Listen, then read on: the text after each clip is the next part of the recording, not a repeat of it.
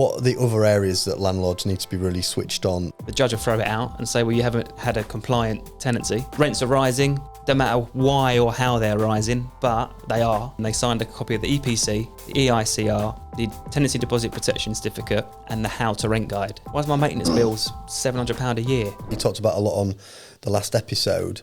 Rents are going to go up. So like if you apply that logic to being a landlord, there is more money to be made. You're just going to need to make sure that you're fully compliant, you know what you're doing, you've got a good agent to navigate it. It sounds like the days of being a lazy landlord are well gone. Like that's just more to the point where tenants, rightly so as well, with platforms like this, they're way more clued up. And back in the day, I think a lot of unscrupulous landlords could pry on ignorance, but it's just so information is more important, rightly so. There's charities like Shelter that are championing for tenants and all that kind of stuff. So just be a good human. And if you're a good human who happens to be a landlord, you'll be all right. If you're a landlord that ain't particularly a good human, you've already got a problem. So, and back to the compliance piece as well. Like I had a landlord wanting my help to serve notice on their tenant. And I said, yeah, no worries. Just send me confirmation that they signed, when they moved in, they signed a copy of the EPC, the EICR, the Tenancy Deposit Protection Certificate, and the How to Rent Guide. And they were like, I done 2 of those 5 things. And I was like, then you can't serve them notice. Because the minute you do... what did they have to do then? They then had to retrospectively get compliant. Get them to sign it? Yeah, the gas cert, the EICR.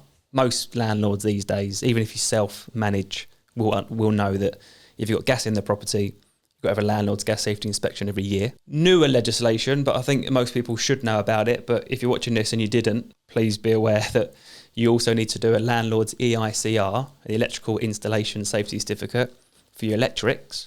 That's really important. That's every 5 years. But then on top of that, the EPC's Energy Performance Certificates have been battered around for years. People forget about that. You have to prove that you gave it to your tenant. Best way to do that is having to sign a copy of it and date it on move-in, right? Then you've got your Tenancy Deposit Protection Certificate. It's fine to keep the tenant's deposit in your bank account. Not advised. On that point, there's 2 ways that you can protect a tenant's deposit. You have to register with one of the 3 government recognised tenancy deposit protection schemes. But within those 3, you've got 2 ways that you can protect it. Custodial or insured. Custodial is that you send it off to them, so the money's not even in your bank account. You literally send it. You manually send the money. Manually forward it onto we use the Tenancy Deposit Protection Scheme. So the TDS, you send it to their bank details and say, that's tenant's money. I've protected it. Here's a certificate.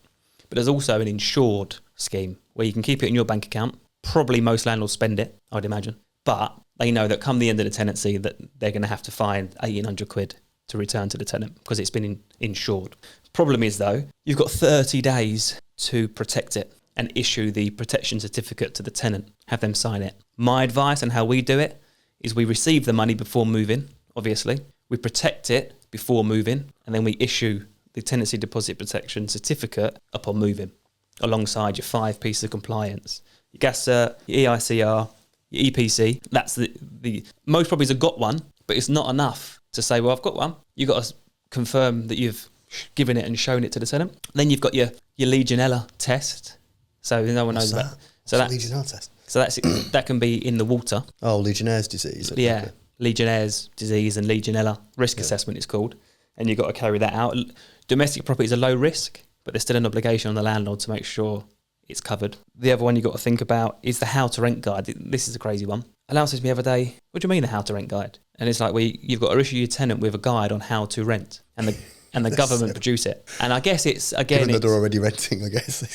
It's a really good thing because it's kind of making sure the tenant's aware of what their landlord's obligations are and what your obligations are as a tenant. But if you haven't issued it alongside the tenancy agreement, the EICR, the EPC, the gas cert, then you can't really serve notice. So how we got onto this point is, what does someone do if they want to serve notice but they didn't do all that? They need to retrospectively issue it all, give it a month, then serve notice. Because if you serve it and the tenant doesn't accept it because they've got some advice, then it go to court. The judge will throw it out and say, well, you haven't had a compliant tenancy, so we're going to rule in the favour of the tenant. What is important to understand is that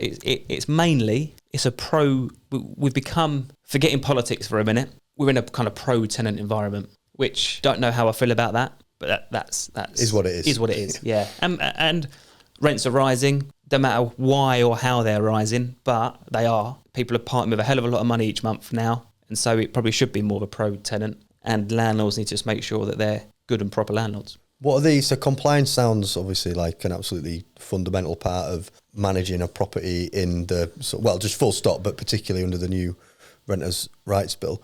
What are the other areas that landlords need to be really switched on, need to be considering, whether they're A, new to this and thinking, actually, do you know what, there might be some good opportunities for me here, or B, been doing this for a long time? What are the sort of key areas they need to be aware of and be switched on to? I think it's property maintenance. We hear some horror stories, and this is more so probably I'd say for the landlords that choose to have agents managing their property. We get a lot of situations where we might take over their management for a property from another agent that the landlord wasn't happy with. I speak to the tenant and it's like, my landlord, they're not talking nicely about their landlord. And they may be saying, you know, I can't believe they take my money and they don't repair stuff for me. And I'm like, what do you mean? And they're like, we had one of these recently.